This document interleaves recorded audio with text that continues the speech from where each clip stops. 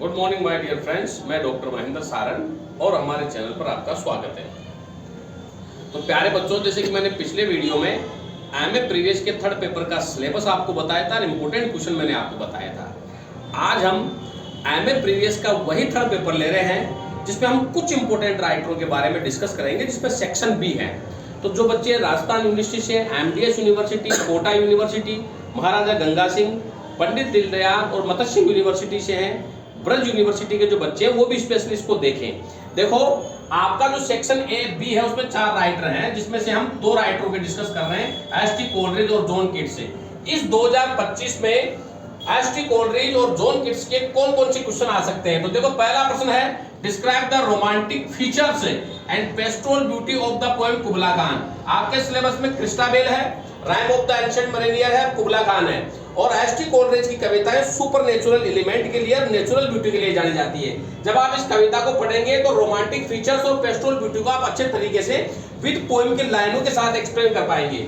दूसरा है, define super natural element और हॉरर और फियर और ट्रेजेडी को कोलरिज की कविताओं में। कोलरिज की कविताओं में सुपर नेचुरल एलिमेंट, चाहे आप राइम ऑफ द एंशिएंट मरीनियर देख लो, कुबला खान देख लो, चाहे क्रिस्टाबेल देख लो, उनमें हॉरर और फियर दिखाई देता है। यहाँ पे इसमें कुबला खान में जो है वो चंगेज का वंश का कुबला खान जो है वो अपने पूर्वजों के लिए महल बनाना चाहता है, इसलिए वो जेरेडो प्लेस को चुनता है।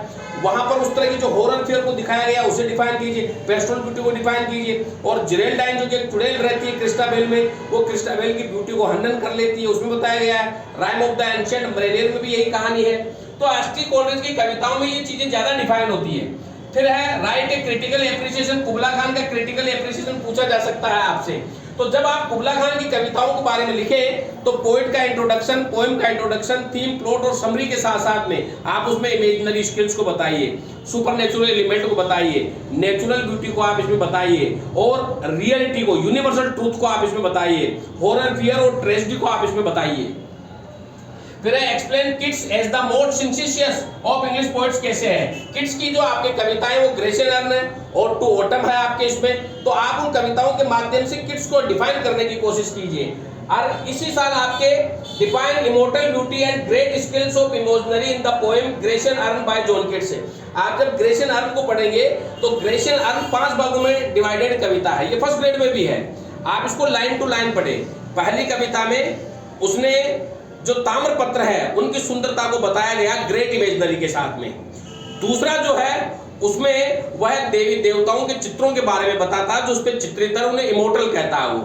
और तीसरा जो है उसमें ग्रेट सेंसेशनल ब्यूटी को उसमें बताया गया है। और फिर इसमें बलिवेदी पर जाते हुए ग्रामीण लोगों के बारे में भी बताया गया है। और फिर इसमें एक लाइन है, उसमें लाइन एक बहुत अच्छी लाइन है इसमें कि truth is beauty, beauty is truth है।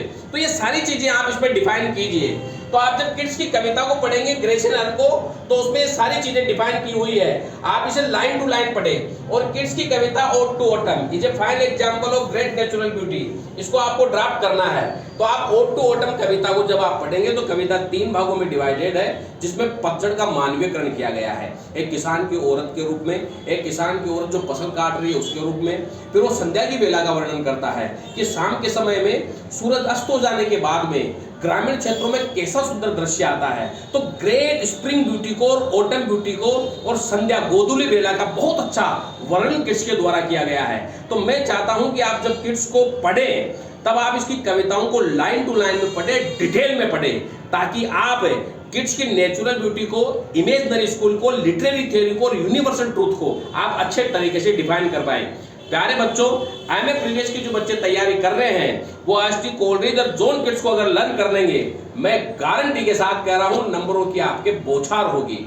फिर भी अगर किसी बच्चे को दिक्कत आती है, चाहे वो राजस्थान की किसी यूनिवर्सिटी का बच्चा हो, वो फोन करके मुझे जरूर बताए, मैं उसकी प्रॉब्लम को जरूर सोल्व करूंगा, मैं उसे एक्सप्लेन करूंगा। और जिन बच्चों के पास में मैटर नहीं है एमए प्रीवियस का या एमए फाइनल का, उन्हें यहाँ से हैंड रिटन क्लास नोट्स और प्रिंटेड नोट्स पीडीएफ की शक्ल में बहुत कम प्राइस में उन्हें मिल जाएंगे। मेरे फोन नंबर है 9928669902 और 8963043837। Thank you.